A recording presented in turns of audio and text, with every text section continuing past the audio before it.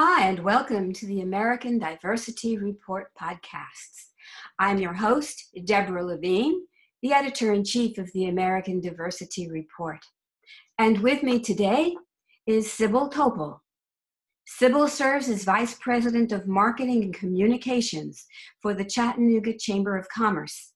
She led the marketing department for a boutique architecture firm in Nashville prior to earning her master's degree in fine arts in Atlanta in 2014. As a media consultant, her clients included insurance companies, healthcare systems, and FedEx. She has worked in communications for AT&T and SunTrust banks. She started her career as a journalist. Welcome, Sybil. Thank you, Deborah. I'm so excited to be here. I love your podcasts. They're very informative. Well, thank you. It's a pleasure to have you. And I'm so curious, when you say you started your career as a journalist, something I'm very fond of, what did you do? Well, I had graduated college and been out for about a year and wanted to explore my career, as a journalist, because that was my degree. I went to the University of Tennessee in Knoxville, and I got a great opportunity to work at a wire service agency. There used to be a United Press International as well as the Associated Press back then, and so I went to work for UPI in Nashville, the capital of Tennessee. Was able to cover the state legislature, which was fascinating. I was there for a little bit over 4.5 years. One of my first cousins thinks my greatest claim to fame was that I interviewed Jimmy Buffett when he turned 40 years old. That dates me a little bit, but I did enjoy the interview, and Jimmy Buffett doesn't give a lot of interviews, so I give him credit for that. But we covered a lot of things, everything from sports to the state legislature to devastating disasters. We were close to Fort Campbell, so there were some things there, and prison riots. So I really got my feet wet as far as reporting, because we covered it all. We were a wire service agency. It was a great experience for hitting your mark on deadline as far as writing for radio and print. Well, it sounds very exciting. And after 4.5 years, you decided to move on? Well, the Rotary Foundation offers these fabulous scholarships, which I encourage anyone to apply for if they're in journalism, or as well just if they're in college or looking at graduate school. They pay equally to some other scholarships that are more famous. So it's not as famous, but you still get to go overseas for a year. And they paid for me to go to Switzerland, Geneva, Switzerland, to study international relations for a year. So I did that, and it was a great opportunity to experience different cultures and to study them. I highly recommend study abroad for those who can make that part of their career. And then, like I said, it was a scholarship, so I didn't have to pay for it.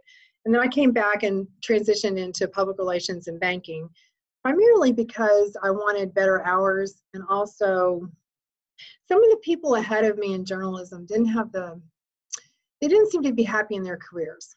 Ah, goodness. And I wanted to be happier and more in charge of my own hours. It's hard to work 4 to midnight. Yes, it is. So you got into the banking world through marketing and PR, correct? Yes, which shocked my mother because she had worked for a bank and had experienced a different time period where I think there was, not equal pay in her particular situation. So I think she was shocked that I would take on a banking position, but I didn't experience exactly the things she did. There was still room for improvement, but I think they made tremendous strides. And how did it go for you? I had a great time. I did a lot of public relations. We launched the United Way campaign for the entire Middle Tennessee area. My boss was very creative, and I learned a lot. So I stayed a little bit over 4.5 years and met some wonderful people who remain lifelong friends. And then I tend to get bored after 4 to 5 to 6 years, although I currently love my own job here, and I don't anticipate getting bored here ever. But then I was ready just for a new challenge. So I actually started my own consulting firm for 2.5 years, which really worked well with raising a young son. So I had flexible hours. And then one of my clients recruited me to go work for them. So I wound up working for American General Life and Accident Insurance Company which is a subsidiary of AIG. So back into financial services. Mm-hmm, mm-hmm. How old is your son now? Oh my, he's 27 years old. Ah. So during that period of being a mom and working full time, what were some of the things that were most difficult? Well, I found out I was great at sales. I enjoy meeting people and talking with them. But I also discovered that I'm a lousy boss because I never gave myself enough time off. And that's the biggest challenge when you're working for yourself and you're doing marketing. You can always do more, and it's hard to shut it down, especially with the advent of so many social media and internet tools that you can reach anybody at any hour. So when I was in grad school, I'm just going to transition a little bit here. When I was in graduate school, I was able to do some freelance reporting again and interviewed women in Singapore and Hong Kong and London and Charlotte, North Carolina, talking about their leadership traits and how they got to where they were. And the cool thing about that was I could do all of those interviews from Atlanta, Georgia, just from my desk. Yes, wonderful. And so at a certain point, you decided to not do the entrepreneur thing, consulting thing, and go on to join an organization again, correct? Yes, so I went with insurance services, and then from there, actually through a women's business organization, I was recruited to go work for AT&T, which was called Bell South back then. But that's how the opportunity became available. Nashville has a really wonderful organization called CABLE, which stands for Career and Business Leaders Exchange. And it started about the same time, it started before organizations like Rotary and Kiwanis were admitting women to their membership. And so CABLE wanted to start, if you will, a good old girls network so that women could network and do business with one another. And through that organization, a member in that organization recruited me to go work for Bell South. And it was a better opportunity than where I was. And it was an opportunity that I'm glad I took. I stayed there about 6 years and met a lot of wonderful people. Wow. So you have really benefited from women's networks. Yes, and I think one of the things they did really well there was we had a directory, and there was a lot of cultural emphasis within the organization on looking for opportunities to do business first with members. Now, I will say CABLE did not exclude anyone. We were open to everyone, and we did wind up having men serve on our board of directors at one point. Not a lot of them, but someone who was very impressed with the organization joined for a short time period. And businessmen often attended because it was a great opportunity to network. We have this here in our area here in Chattanooga. We have the Chattanooga Women's Leadership Institute, Yes. which also does a lot of networking. And I think those benefit. I mean, I'm also a member of Rotary, so that I'm exposed to everyone that I can network with. And then working at the chamber, we have 200 networking events a year, so I've met a lot of people in the last 5 years. But I think the more we can be out there and be visible as business women leaders and business owners, the more we can impact decision making. Oh, I couldn't agree more. So tell me a little bit about how you came to the chamber that you just mentioned. Well, this is really personal. My lifelong dream was to get a master's degree. And at some point with things that had happened in my family, I had put that on the shelf and decided that just wasn't going to happen. And then I met someone, I met my second husband, and he asked me what I wanted to do when I grew up. And the architecture firm was fascinating and I loved it, but it was a small firm. And I was ready for a new challenge. And I said, well, I really want to go back to school. And he really helped me make it happen. He was a great coach. So he wound up changing jobs and moving to Atlanta so that I could go to the school that I wanted to go to. And then I quit working for 2 years so that I could complete the degree as quickly as possible and get back to the workforce. It was a lot of fun doing internships at the graduate level at this point in my career. They were required, so I did them, mostly with a smile on my face. Every once in a while, a little grudgingly. But they were interesting, and I chose good ones, and I enjoyed living in Atlanta and experiencing a bigger city again. So, although Nashville's about the size of Atlanta now, the way it's headed with the traffic, but it was good. It was a good experience. And then coming to Chattanooga, we were looking in Colorado, we were looking in Florida, and we kept coming through Chattanooga to meet with my mom and my son while I was in school. And it just seemed to be a hip town that was not staying stuck in the past. We met at a really cool building that looked very new age and contemporary architecture. It's actually a bar, the Flying Squirrel. It's a bar and restaurant. So we would. What is the name again? What was the name again of the place? The Flying Squirrel. It's next. Yes. Yes, it's next to the Crash Pad, which is also a real cool hostel, or meaning, you know, an inexpensive place for people to stay when they rock climb. So I just thought I saw a lot of things going on here. And when the job became available, I interviewed for it, and we decided not to move to Florida or to Denver, but to stay in Tennessee. Oh, wonderful. So how long have you been in Chattanooga? This is my 5th year, Deborah, and I'm really enjoying it. I love it too. So tell me about your work at the Chamber. What do you do? I have the most amazing team.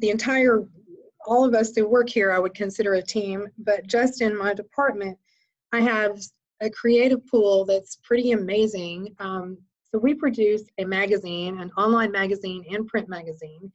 We have 3 different websites that we keep up with. We have a newsletter and just a variety of other communications forms. Plus, we're on all 4 social media platforms, or 5 or 6, depending on how you count them.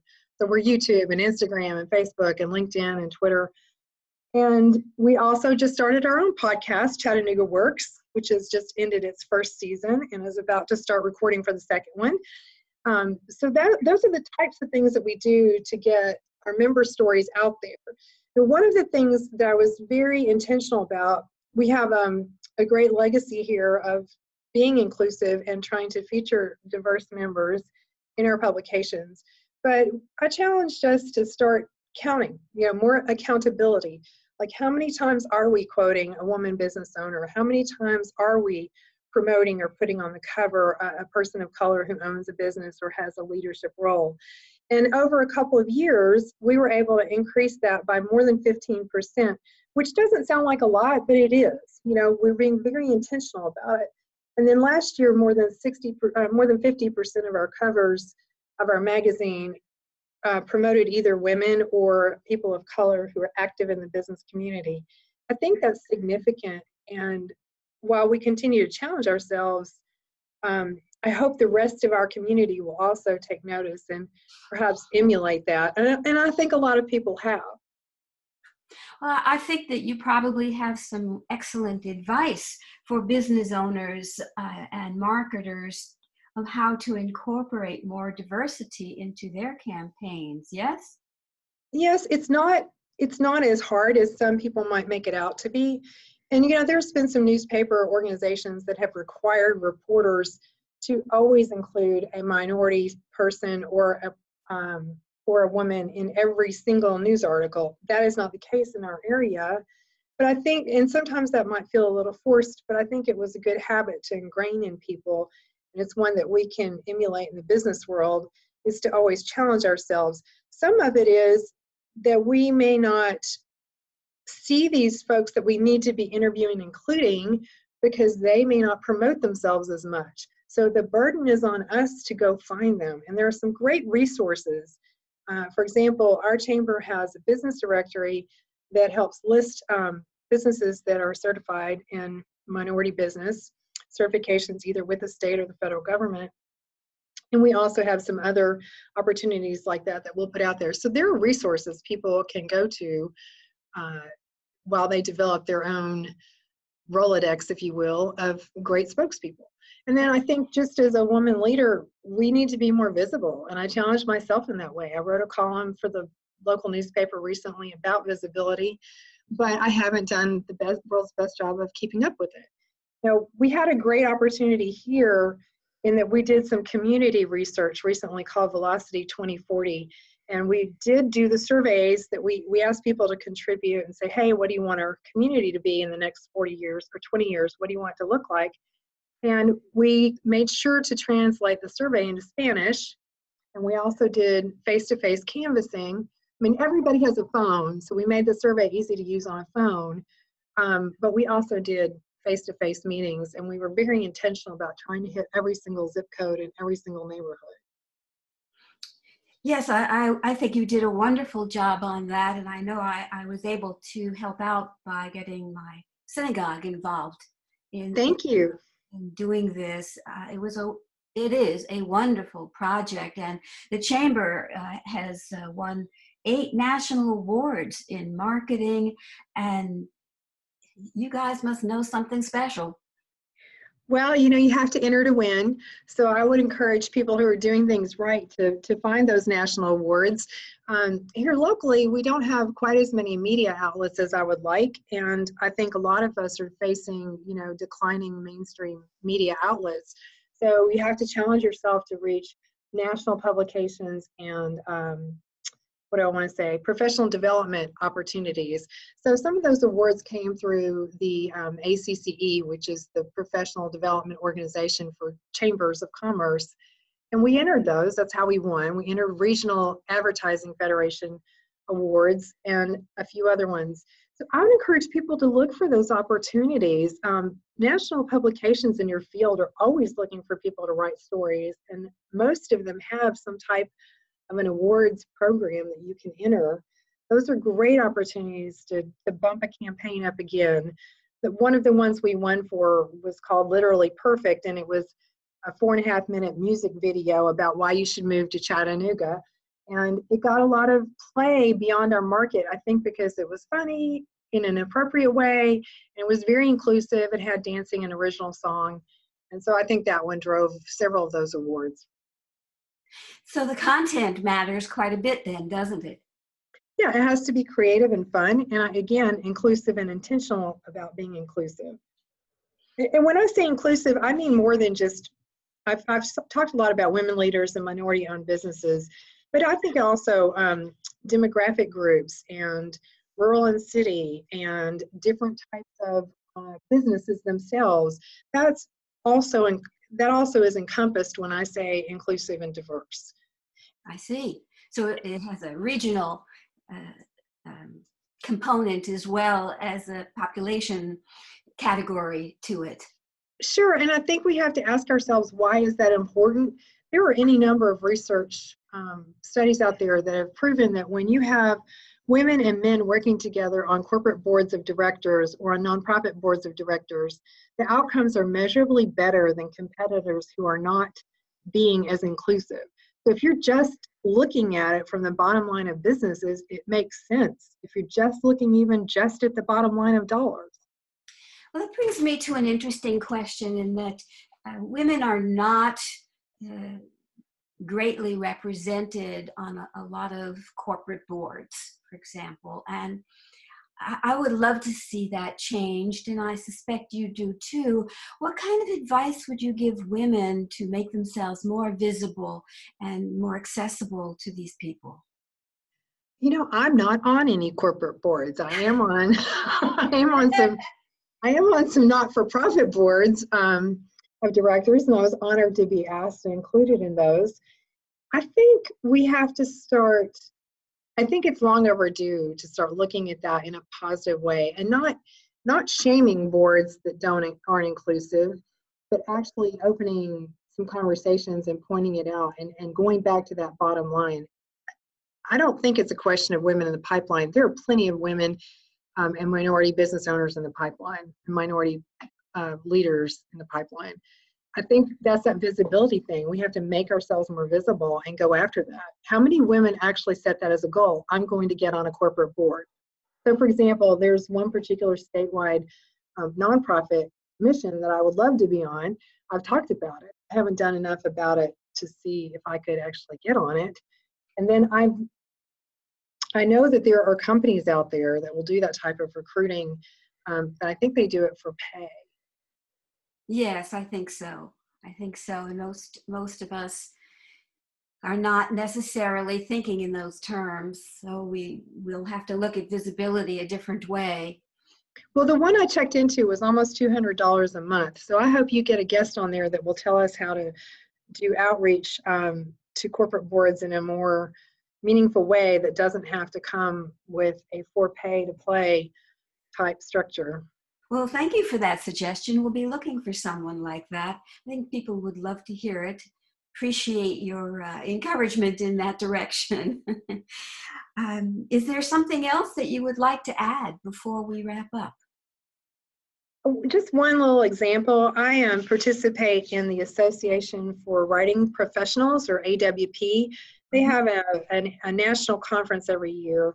And for writers, if you're in the creative part of it, it's a big deal to get your work accepted into a literary journal, because after you get accepted into a couple of literary journals, you might attract the attention of an agent, and then you might get a publisher, and then you might do the traditional route rather than self-publishing of your work in progress.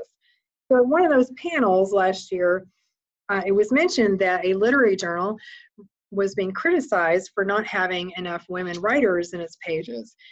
And they went back and they talked to each other and they decided, well, how do we fix that? And they just decided that half of their entries were going to be written by women and half by men. And the very next issue, it was equal. Wow. It was that simple. I wish I could remember the name, because I'd like to give them credit for doing it, but I don't remember. It's that simple. It's like, be intentional about it. Count. Look at it. Yes. Invite people.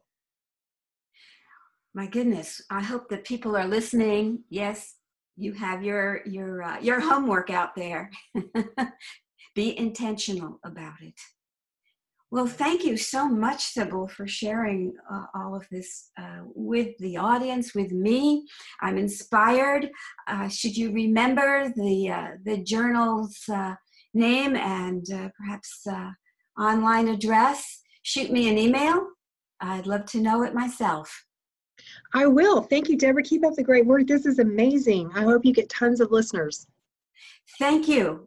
We are so appreciative of our audience, which is local and global, and we look forward to hearing from them. We will continue these podcasts. But Women's History Month is a very special one for us. And thank you so much, Sybil, again, for sharing your story during this time. Thanks, Deborah. Thank you.